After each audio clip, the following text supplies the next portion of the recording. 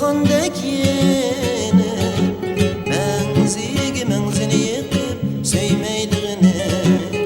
işkida gülxandek yeni menzigi menzini yıkıp söymeydiğini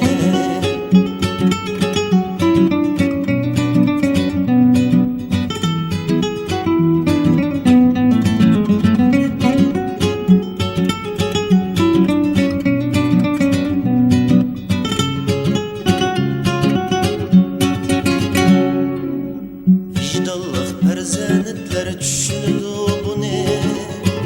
hayattan aniğe bağlanganlığını ayrılsa aniden bir dakika yaşaşның beri bir çağlıklığını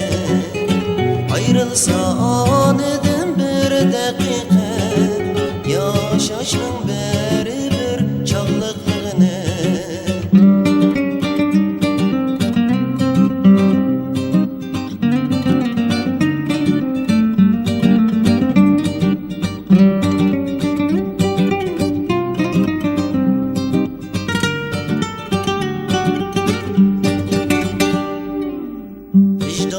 Perzendetler düşündü bunu